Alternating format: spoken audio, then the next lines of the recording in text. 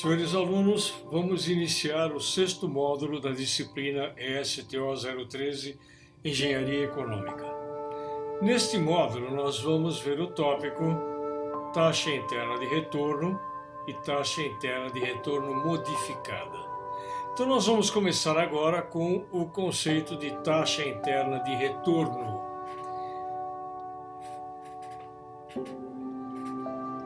Nós podemos dizer que a taxa interna de retorno é a máxima taxa de juros suportada por um projeto antes de se tornar inviável, ou seja, quando cessam os lucros. A definição acima, apesar de absolutamente correta, é um pouco abstrata. Vamos definir a taxa interna de retorno através do significado matemático e do significado econômico. Lembrando, antes de mais nada, que o significado matemático e o significado econômico estão intrinsecamente associados e não poderia ser diferente. E nós vamos também descobrir que o significado matemático ele apresenta uma aderência total ao conceito de polinômios, conforme nós vamos ver aqui. Então vamos começar com o significado matemático. Dentro do significado matemático, vamos falar um pouco sobre René Descartes. René Descartes foi um filósofo e matemático francês que nasceu no final do século XVI e viveu a maior parte da sua vida no século XVII e é considerado o pai da filosofia moderna e um dos grandes matemáticos da história.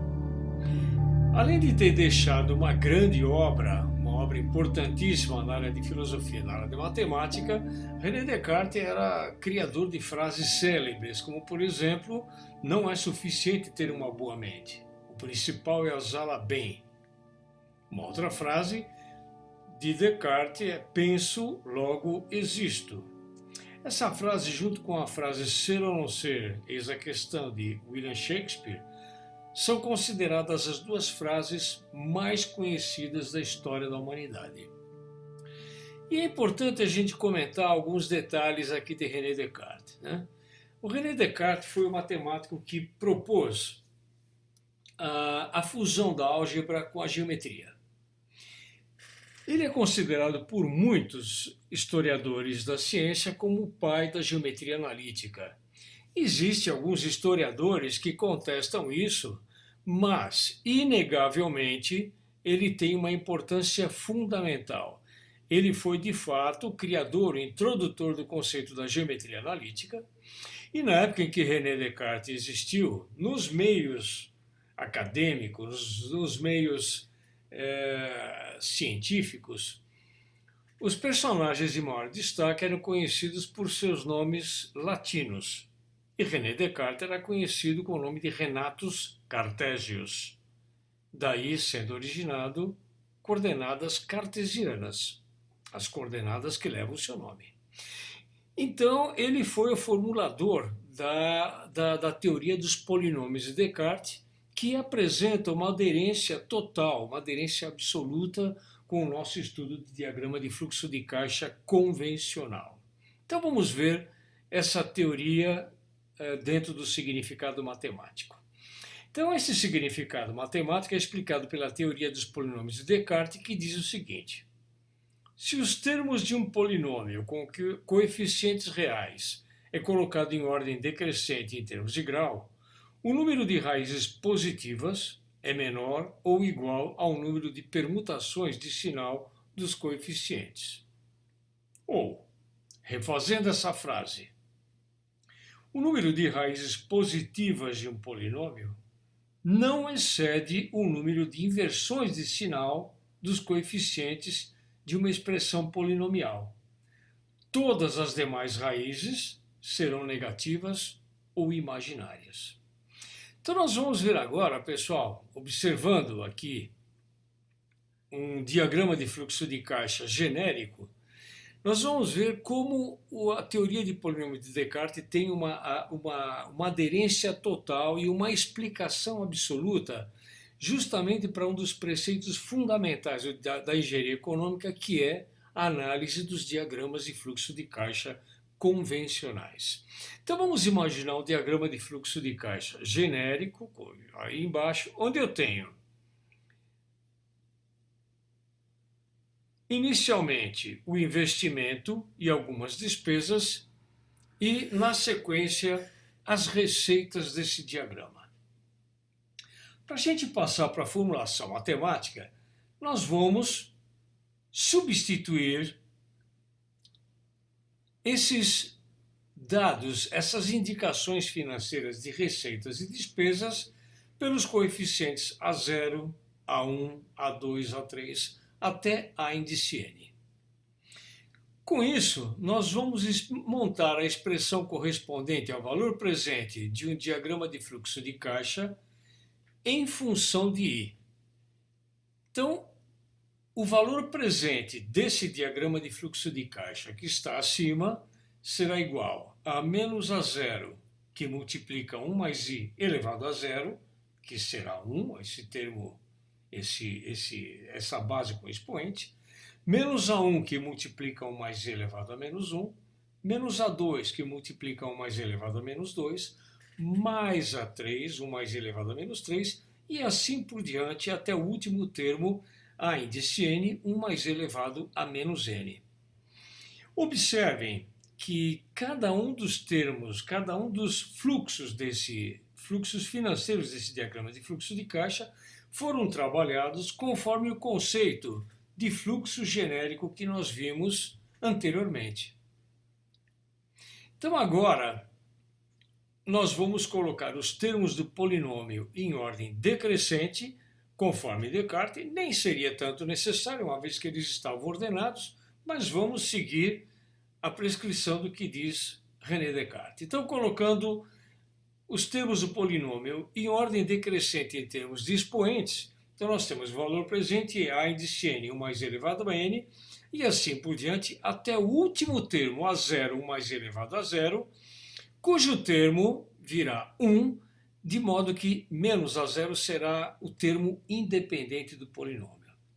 Agora nós vamos fazer o seguinte, nós vamos substituir 1 mais I elevado a N menos 1, 1 mais I elevado a menos 1 por X, de tal forma que nós teremos VP é igual a índice N, X índice N, mais A índice N menos 1, X elevado a N menos 1, e assim por diante.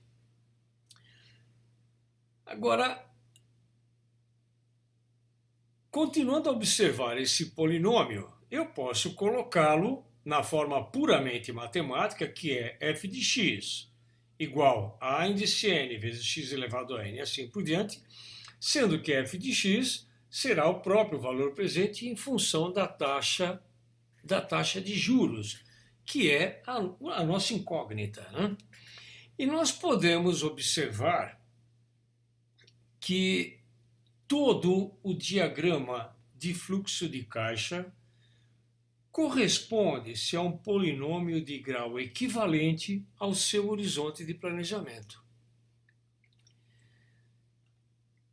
E, conforme a teoria dos polinômios de Descartes, todo polinômio correspondente a um diagrama de fluxo de caixa convencional terá uma única raiz positiva, e todas as demais n-1 raízes serão imaginárias.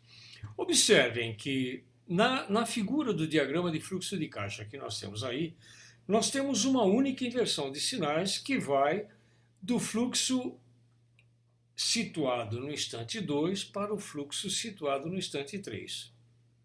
Portanto, eu tenho uma única inversão de sinal que corresponde exatamente ao diagrama de fluxo de caixa convencional. Portanto, pela teoria dos polinômios de Descartes, eu tenho uma única raiz positiva. Agora, veremos adiante por que todas as demais são imaginárias. Então vamos ver agora, repetindo essas expressões, vejam aí, destacando-se em amarelo, a única inversão desse diagrama de fluxo de caixa convencional, que está se correspondendo à inversão de sinais na expressão de VP ou na mesma expressão de f de x. Então vamos ver graficamente como é que fica essa função. Então, inicialmente, nós vamos situar o par cartesiano, onde nós temos no eixo das ordenadas f de x ou o próprio VP. E no eixo das abscissas nós temos o i, que é a nossa incógnita, a nossa variável. Depois, o termo independente menos a zero, sendo constante e sendo termo independente, ele será representado por uma paralela ao eixo das abscissas, justamente no valor menos a zero. E aqui eu tenho o desenvolvimento da curva correspondente àquele polinômio que, por sua vez, se corresponde ao diagrama de fluxo de caixa. Nós podemos observar que a curva correspondente a essa função polinomial que deriva do diagrama de fluxo de caixa, ela tem um comportamento assintótico em relação ao eixo das abscissas no lado negativo. Para o lado positivo, acima da origem, ela cruza o eixo uma única vez, que será a raiz do polinômio, e depois ela tem um comportamento assintótico em relação ao termo independente do polinômio. Observando-se essa curva, nós vemos que ela tem um único cruzamento no eixo de i, que é a nossa incógnita, que será a raiz do polinômio, e veremos que será a própria taxa interna de retorno. Não há nenhum outro cruzamento dessa curva com o eixo das abscissas. Portanto, isso mostra que todas as demais raízes serão imaginárias. Agora, vamos observar também um dado interessante, né? Vamos observar que conforme a taxa de juros cresce, o montante do valor presente vai se reduzindo até o momento em que ele atinge o VP igual a zero, justamente onde há o cruzamento com o eixo das abscissas, que é a própria taxa interna de retorno. Então, no momento em que o valor presente se torna zero, é quando nós temos a raiz, que é a própria taxa interna de retorno. Por isso que se diz que taxa interna de retorno é a taxa de juros tal que, colocada na expressão de valor presente de um diagrama de fluxo de caixa, proporciona valor presente zero. Tá? Porque ela é a própria raiz desse polinômio. Do mesmo modo, quando nós prolongamos o valor de i ao longo do eixo, nós percebemos que o valor presente vai adquirindo valores negativos. Tá? Logo, sendo a taxa interna de retorno a raiz do polinômio, ela será a taxa de juros que torna o VP igual a zero. Isso vai estabelecer para nós duas regiões distintas no diagrama de fluxo de caixa. Uma região que está grifada em azul, que é a região onde eu tenho os valores presentes positivos. E uma região que está marcada em vermelho, que é onde ocorrem os valores presentes negativos. Com essa explanação, pessoal, vamos então agora passar para o significado econômico da taxa interna de retorno. Então, a partir do raciocínio matemático, nós estabelecemos duas áreas entre a curva f de x VP e o eixo das abscissas, que nós vamos denominar área do lucro e área do prejuízo. E é justamente a taxa interna de retorno que forma a fronteira entre essas duas áreas. Bom, agora nós vamos fazer o seguinte. Para nós continuarmos com o significado econômico, é importante que a gente conceitue taxa mínima de atratividade. Então nós vamos fazer um pequeno parênteses na nossa explanação, vamos discutir o que é taxa mínima de atratividade e, concluindo-se essa explanação, nós voltamos à discussão da taxa interna de retorno. Então vamos começar a explanação do que é a taxa mínima de atratividade. Então a taxa mínima de atratividade é a escolha arbitrária do investidor, tendo-se em vista o ganho esperado no investimento de um projeto e as condições do ambiente de investimento. Observem que o próprio nome da taxa já é autoexplicativo. Taxa mínima de atratividade, ou seja, é a taxa de juros mínima que me atrai a fazer um investimento. É uma taxa mínima que eu posso chamar de lucro esperado. Existem métodos auxiliares para o cálculo da taxa mínima de atratividade. Entretanto, ela deriva fundamentalmente da expectativa do investidor. É a expectativa de ganho após o investimento em um projeto, levando-se em consideração o ambiente no qual o investimento é executado. Assim, vários aspectos são considerados, tais como o potencial de mercado, o valor da moeda local, a inflação, a insegurança jurídica ou a segurança jurídica, a segurança política, o perfil da concorrência, entre vários outros aspectos. Quando o investidor, seja ele uma empresa investidora ou seja uma pessoa física, resolve investir em um projeto, a decisão é tomada frente a uma expectativa de ganhos futuros, fruto da escolha do investidor. Agora vejam bem, vamos supor uma multinacional que esteja planejando investir em uma nova unidade em algum país do mundo.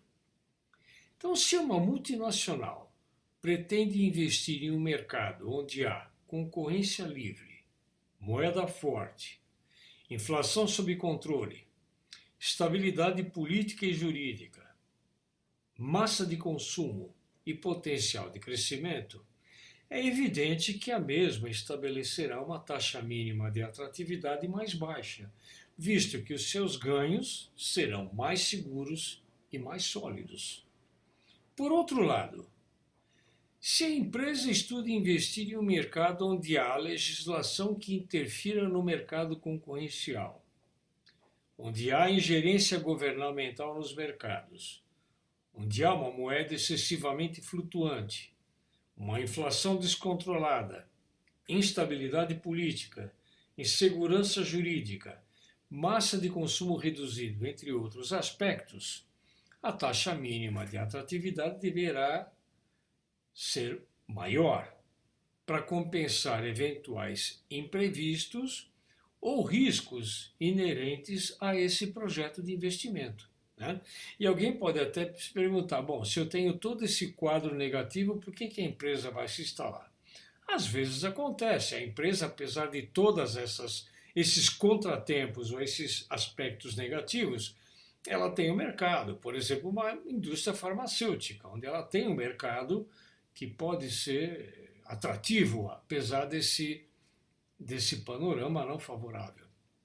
Mas antes de mais nada, é importante a gente lembrar que investir em libra esterlina é uma coisa, investir em bolívar venezuelano é outra coisa. Ter um lucro de 10% em libra esterlina é um lucro significativo. Ter um lucro de 50% em bolívar venezuelano, de repente pode ser um lucro que se pulveriza rapidamente. Portanto, a taxa mínima de atratividade representa o custo do capital investido no projeto através de financiamento bancário ou de investidores. Por essa razão, pode-se utilizar a expressão abaixo como auxiliar à determinação da taxa mínima de atratividade.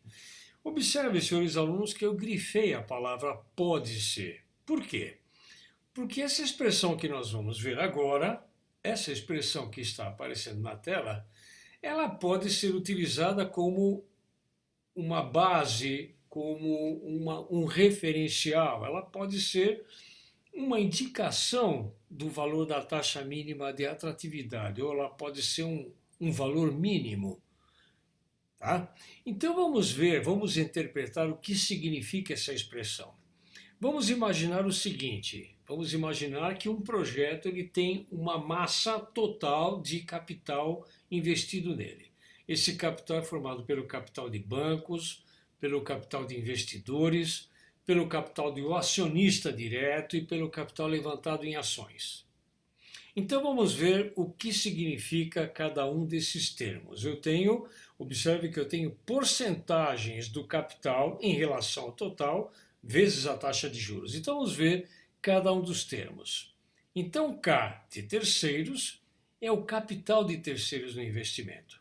É o capital que derivou de bancos, por exemplo, de financeiras, de outras empresas que investem nesse projeto.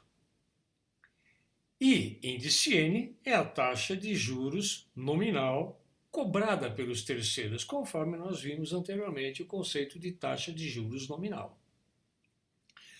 Depois, K em ações ordinárias é o capital levantado com a emissão de ações ordinárias no mercado.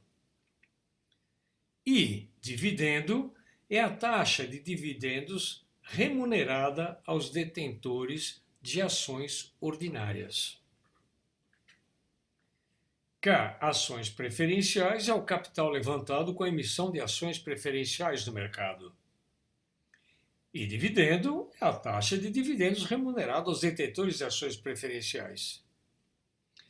Depois, K, retido, é o capital aplicado pelo investidor direto, ou seja, é o capital que está retido no projeto, retido na empresa, pela aplicação direta dos investidores. E depois, o I, custo de oportunidade, é a taxa de custo de oportunidade, ou seja, é a melhor taxa de investimento que eu consigo encontrar no mercado e que eu vou imaginar sendo aplicada sobre o capital aplicado pelos investidores. Agora, volto a insistir, observem que nós temos a massa total de capital dentro de um projeto, que é formado por isso, capital de bancos, capital de terceiros, capital levantado com emissão de ações, capital do próprio investidor. Então, a porcentagem de cada um desses capitais frente ao capital total será multiplicado por cada uma das taxas, de modo que eu vou ter, no final, uma taxa de juros, que representará uma espécie de média ponderada de todas essas taxas. Mas, fundamentalmente, a taxa mínima de atratividade é uma escolha do investidor. Então vamos voltar aqui no nosso significado econômico, uma vez que a gente já viu e já entendeu que é a taxa mínima de atratividade. Então, em termos econômicos, a taxa interna de retorno representa a máxima taxa de juros que o projeto suporta, antes de se tornar nulo e em seguida negativo, ou a máxima taxa de juros que o projeto pode render. Observem que a taxa interna de retorno ela já é um limite de viabilidade de um projeto, né? E é nesse ponto que nós vamos aplicar, nós vamos comparar com o conceito da taxa mínima de atratividade. Então eu tenho aqui, como nós já vimos, a área do lucro e eu tenho a área do prejuízo. Então, se a taxa mínima de atratividade estabelecida por um investidor estiver no intervalo do eixo das abscissas, que vai da origem até o valor da taxa interna de retorno, ou seja, até a raiz do polinômio, significa que o projeto está na área do lucro. Vamos ver assim um exemplo Simples, um exemplo numérico simples. Vamos supor que a taxa interna de um retorno de um projeto seja 30%. Lembrando aqui que a taxa interna de retorno de um projeto é um dado intrínseco ao projeto. Quer dizer, quando eu vou formular um projeto, eu coloco as despesas e os investimentos necessários planejados e as receitas planejadas, a taxa interna de retorno é um dado intrínseco àquela situação. É como se fosse um dado de placa de um motor elétrico. Né? Então vamos supor que um projeto tem uma taxa interna de retorno de 30%. E o investidor tem uma taxa mínima de atratividade de 20%. Então, o projeto para ele é viável. O projeto suporta até 30%. Se a expectativa dele é 20%, está tudo em ordem, o projeto é viável para ele. Porém, caso a taxa mínima de atratividade que o investidor esteja planejando esteja acima da taxa interna de retorno, o projeto vai estar na área do prejuízo, ele não será vantajoso. Vamos imaginar, voltando a um exemplo hipotético, uma taxa de retorno de 30%. Mas o investidor tem uma expectativa de uma taxa mínima de atratividade de 45%. Então ele não vai conseguir essa taxa. Essa taxa, quando chegar nessa taxa, o projeto estará na área do prejuízo. Então ele não será viável. Portanto, pessoal, a taxa interna de retorno ela é um dado balizador, é um dado importante para o investidor analisar frente à sua expectativa de taxa mínima de atratividade. Então, agora, resumindo. Matematicamente, a taxa interna de retorno é a taxa de juros que torna o valor presente igual a zero. É a raiz positiva do polinômio correspondente ao diagrama de fluxo de caixa. É uma taxa única porque ela está associada ao conceito de diagrama de fluxo de caixa convencional, ou seja, com uma única inversão de sinais. Não há projeto viável com mais de uma taxa interna de retorno, exceto as estatais deficitárias, que sempre estão tendo prejuízo e continuam funcionando. Então, a gente olhando aqui novamente, eu tenho nessa região marcada por essa figura em amarelo, eu tenho um momento em que o projeto muda o seu sinal. Ele vai de um fluxo negativo para um fluxo positivo. Essa inversão de sinais é única, o que torna esse diagrama de fluxo de caixa genérico. Aí do exemplo, um diagrama convencional, ou seja, objeto de estudo de engenharia econômica e objeto de estudos financeiros, né? O que coincide com a inversão de sinais que eu tenho na minha equação correspondente ao polinômio que foi derivado desse diagrama de fluxo de caixa. É importante lembrar que alguns autores discutem a hipótese de um projeto ter duas taxas internas de retorno. Isso é impossível. Nós vimos, inclusive, pelo conceito da teoria dos polinômios de Descartes, que isso é inviável. Né? A teoria dos polinômios de Descartes é interessante que, por ter a sua precisão matemática, ela se encaixa imediatamente, ela se encaixa perfeitamente com o conceito econômico de um diagrama de fluxo de caixa convencional. E resumindo, né? Economicamente, a taxa interna de retorno é a taxa de juros que estabelece a fronteira entre a região de lucros e a região do prejuízo de um projeto. Então, já representado novamente aí na figura abaixo. Né? Então agora, vamos ver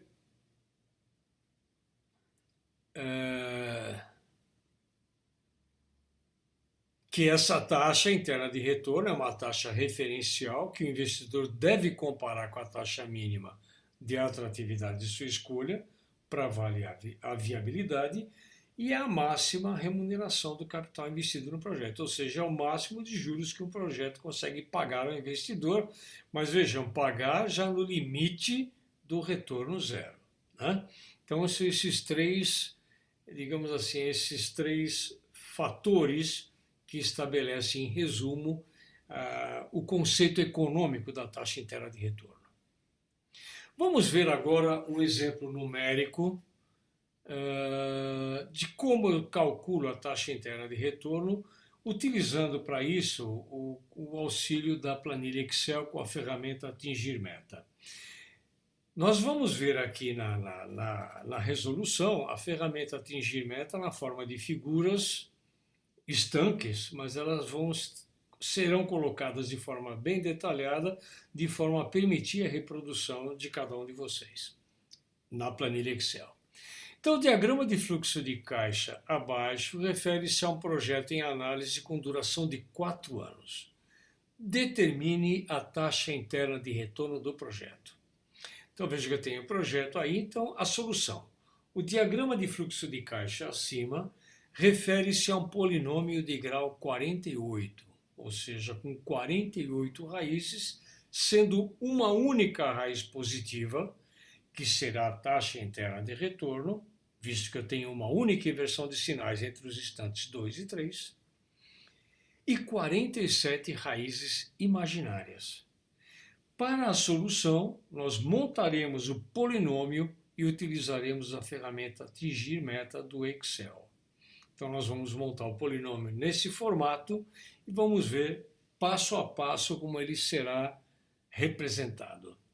Então temos aqui, dado o diagrama, voltando ao diagrama de fluxo de caixa, nós vamos pegar cada um dos fluxos que nós temos no diagrama e jogá-los no instante zero, no presente.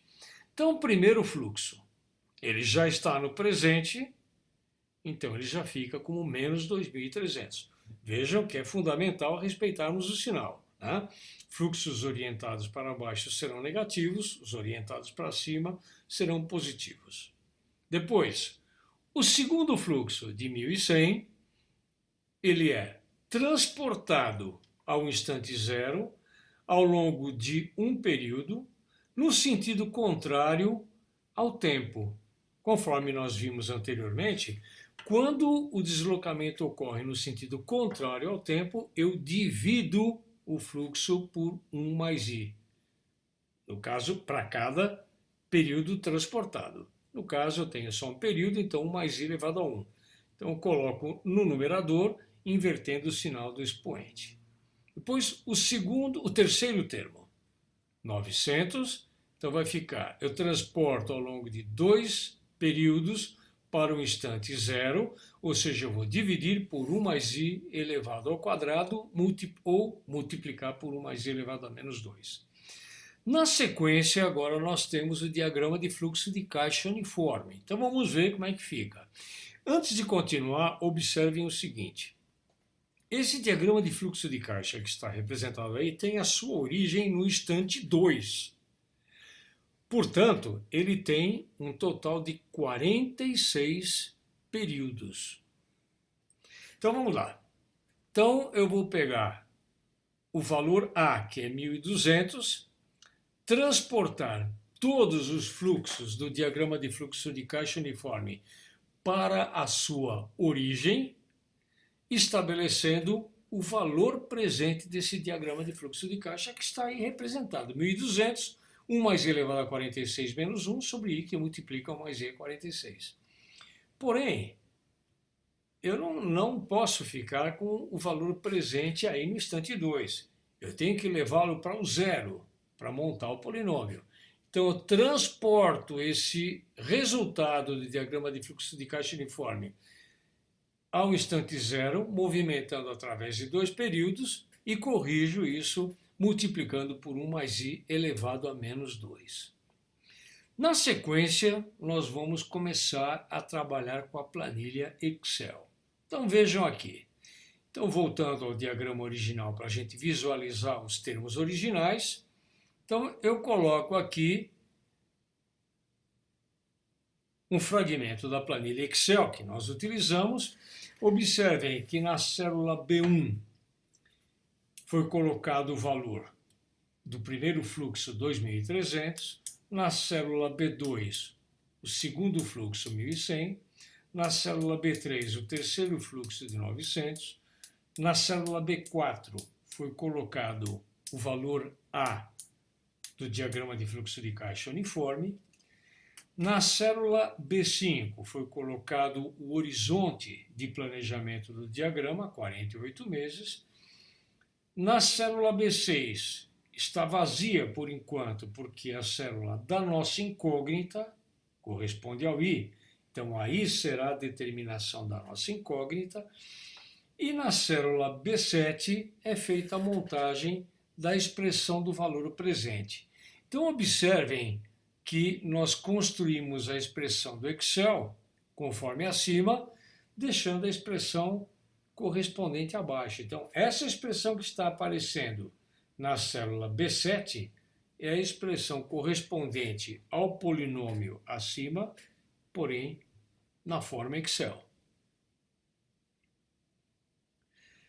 Antes de continuarmos, nós vamos fazer o seguinte. A célula correspondente à nossa incógnita, a célula B6, que corresponde à taxa de juros I, que é o que eu quero determinar, será preenchida com um valor qualquer. Eu coloquei, por exemplo, 1%, mas poderia colocar 2%, 0,5%, 0,1%, um valor qualquer, porque se a célula fica vazia, possivelmente o atingir meta pode não funcionar. Então, preenchendo a célula com um valor qualquer, nós vamos agora definir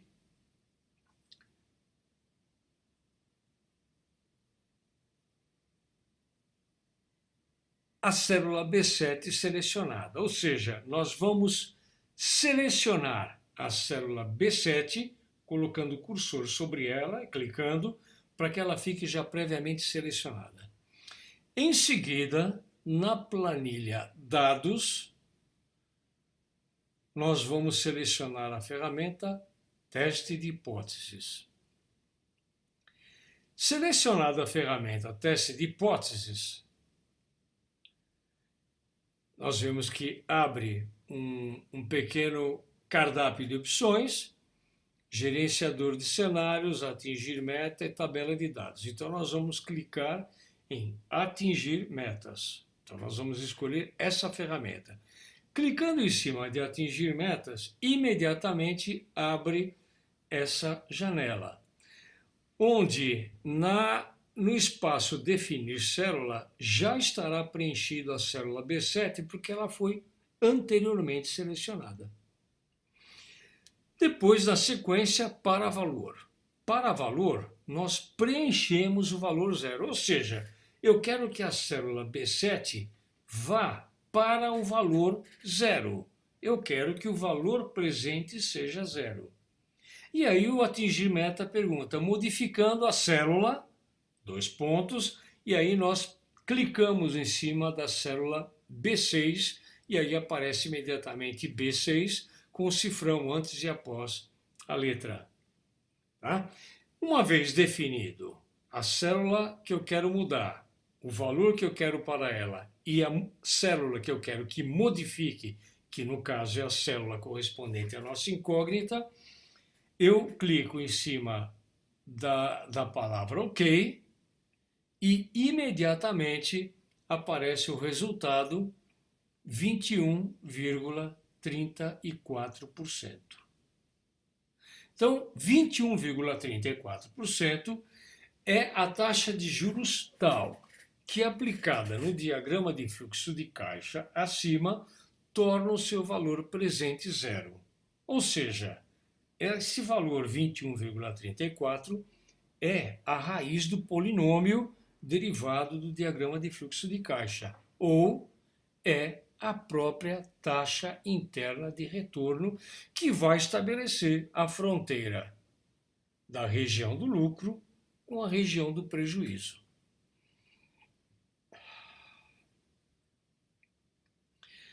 Vamos ver agora, pessoal, o segundo conceito desse tópico, que é a taxa interna de retorno modificada.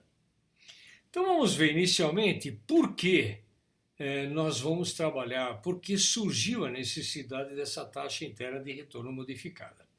Lembrando que o aspecto matemático da taxa interna de retorno é inquestionável. Trata-se de geometria analítica, é matemática pura, ou seja, é uma ciência exata. Então não há nenhum questionamento, quer dizer, a forma de se determinar a taxa interna de retorno é inquestionável. Porém, economicamente falando, alguns autores questionam a forma como a TIR é calculada, ou melhor dizendo, é aplicada. E por que isso, pessoal? O questionamento até que tem a sua lógica, né? O questionamento ocorre por tratar-se a TIR como a taxa única aplicada ao diagrama de fluxo de caixa do projeto inteiro, isto é, incidindo tanto sobre as despesas quanto sobre as receitas. Alguns autores argumentam que nem sempre as taxas de financiamento aplicadas sobre o capital de terceiros, que seriam as despesas, são as mesmas taxas de remuneração aplicadas sobre as receitas, que seriam as margens de lucro sobre os produtos. Isso tem o seu embasamento, isso é verdade. Nem sempre num projeto o capital que vem de terceiros, o capital que vem de bancos, ou o capital que vem de financeiras, ou que vem de outras empresas, para reforçar o capital do projeto, ele tem a mesma taxa de financiamento da taxa que vai remunerar o capital que foi gerado pelo projeto, ou seja, pelos ganhos do projeto. Normalmente são taxas diferentes. A taxa que incide sobre as despesas é uma taxa de mercado. A taxa que incide, do mercado financeiro, né? A taxa que incide sobre os ganhos é uma taxa que está envolvida na concorrência de produtos, é uma taxa relacionada mais ao mercado de consumo. Então, a fim de contornar-se esse aspecto econômico-financeiro, criou-se a taxa interna de retorno modificada que nós veremos a seguir. E vocês verão que ela é muito fácil, né? O seu conceito é muito simples e baseia-se em deduções já vistas anteriormente. Então, a taxa interna de retorno modificada é obtida a partir de duas taxas de juros, uma delas incidindo sobre as despesas e a outra incidindo sobre as receitas geradas pelo projeto. De fato, nem sempre as taxas de juros pagos ao capital de terceiros, empréstimos de bancos, por exemplo, é a mesma taxa aplicada aos ganhos resultantes dos produtos do projeto. A assimetria ocorre principalmente quando o valor da TIR é muito elevado em relação à taxa mínima de atratividade ou às taxas de mercado. Podem ocorrer distorções na análise. Para o cálculo da taxa interna de retorno modificada, como nós vamos fazer? Então, nós vamos aplicar a taxa média de financiamento de mercado a todos os desembolsos do projeto, ou seja, a todos os financiamentos e despesas pagos pelo projeto que devem ser transportados ao valor presente. Aplica-se uma taxa média de remuneração a todas as entradas de capital no projeto, ou seja, a todas as receitas geradas pelo projeto que deverão ser transportadas ao valor futuro.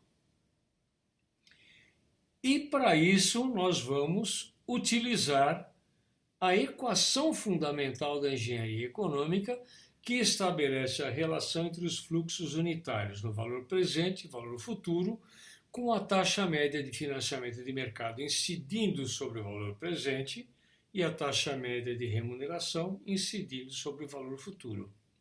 A taxa de juros da expressão será a taxa interna de retorno modificada.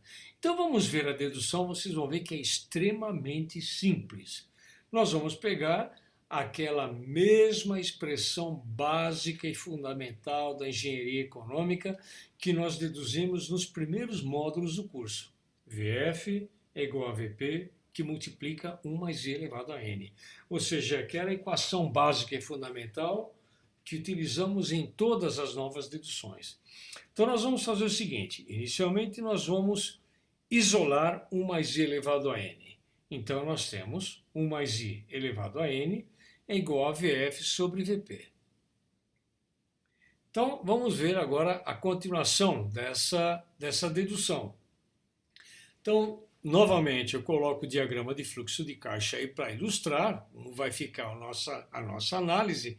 Então, 1 mais I elevado a N, que nós acabamos de isolar, que fica VF sobre VP, nós vamos fazer o seguinte. Para isolarmos o I, nós montamos a raiz enésima da relação entre VF e VP.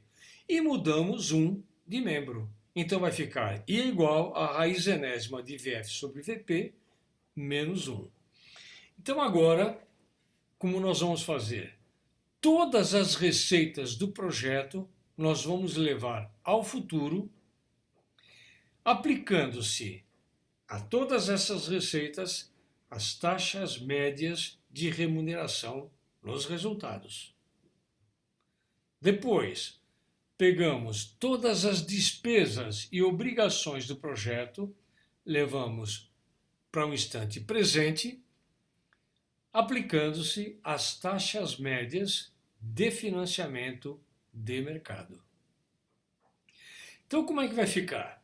Então, essa taxa I, que nós temos aqui isolada, será a própria taxa interna de retorno modificada.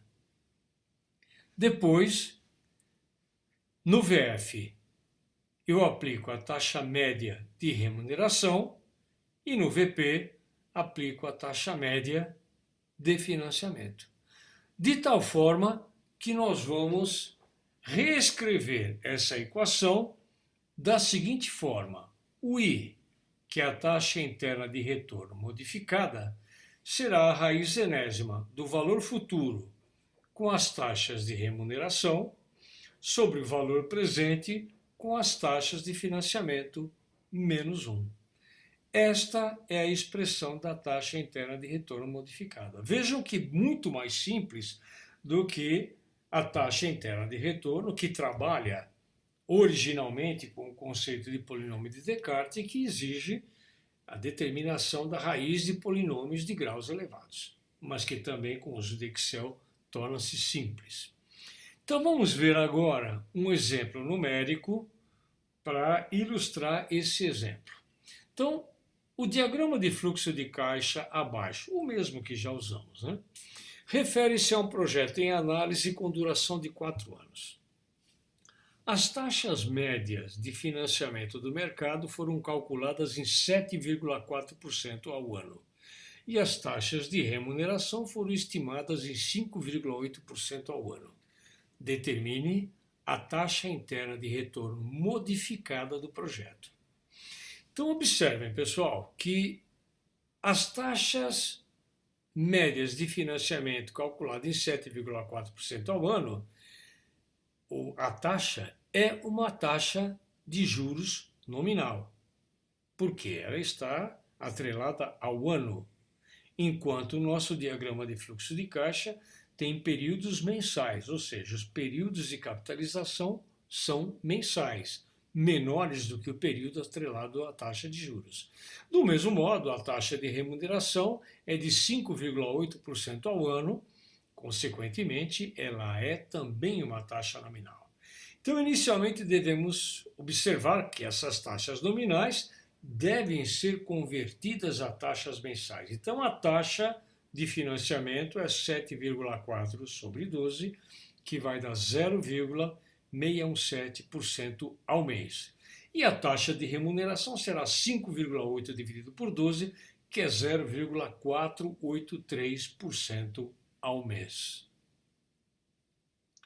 Relembrando a expressão que nós vamos usar, taxa interna de retorno modificada, que está aí, raiz enésima de VF sobre BP menos 1, usando as correspondentes taxas. Então, nós vamos ter, substituindo, nós vamos ter os seguintes dados. Em seguida, é importante observar que o diagrama de fluxo de caixa, novamente, ele tem a sua origem no instante 2. E tem, consequentemente, 46 períodos. Porém, como eu vou transportá-lo ao futuro, eu não vou precisar fazer nenhum acerto. Eu simplesmente aplico a expressão do valor futuro do diagrama de fluxo de caixa. Então, em seguida, devemos observar que ele é representado, ele está na origem 2, tem os 46 períodos, então ele vai resultar na seguinte expressão abaixo. A taxa interna de retorno modificada é a raiz 48ª da expressão do valor futuro do diagrama de fluxo de caixa com a taxa de 0,483% sobre o valor presente de todos aqueles fluxos, 2.300, 1.100 e 900, a taxa de 0,617% e tudo isso subtraindo-se 1. Portanto, a taxa interna de retorno modificada será de 5,71% ao ano. Bem, vamos agora ver um outro exemplo que eu gostaria que vocês tentassem resolver. Oportunamente nós faremos a correção. E eu vou aqui, antes de encerrar, dar uma dica, uma ajuda sobre como nós podemos resolver esse diagrama. Então, dado esse projeto, veja bem, dado o diagrama de fluxo de caixa do projeto abaixo expresso em anos e considerando-se a taxa mínima de atratividade de 8,5% ao ano, a taxa nominal de juros de 17% ao ano, a taxa de juros G de 9% ao ano, incidindo sobre o fluxo de capitais a partir do instante 36, determine a TIR do projeto. Observe, pessoal, que todas as taxas estão atreladas ao ano e o projeto está em anos. Portanto, é o uso direto das taxas. Mas o que eu queria chamar a atenção é o seguinte, observem que no diagrama de fluxo de caixa, na parte superior correspondente aos ganhos, eu tenho o diagrama de fluxo de caixa uniforme, que está conectado diretamente com um diagrama de fluxo de caixa gradiente aritmético, por sua vez conectado diretamente a um diagrama de fluxo de caixa gradiente geométrico. Bom, como é que nós vamos resolver isso aí? Estão faltando dados? Está faltando o valor de G? Está faltando o valor de F? Não, na verdade não estão faltando dados. A partir do 1600 eu consigo chegar em todos os dados necessários. Uma forma de fazer a correção, vejam, não é a única, mas uma delas é, já que eu tenho o diagrama de fluxo de caixa uniforme indo do instante 2, que é a origem 2, mas o fluxo do de 3 a 9, eu posso imaginar, como ele tem fluxo igual em todos os instantes, eu separo esse diagrama de fluxo de caixa uniforme, fazendo com que ele continue com a origem no instante 2, mas vá dos instantes 3 a 8. De tal forma que o instante 9 ficou reservado para o diagrama de fluxo de caixa gradiente aritmético. Do mesmo modo, para separar o gradiente aritmético do gradiente geométrico, eu imagino esse diagrama, esse fluxo anteriormente e separo. Então, tenho essa situação para resolver. Espero que tenham entendido. Solicito aos senhores que peguem a lista de exercícios e resolvam para a próxima semana, para que possamos verificar as dúvidas remanescentes.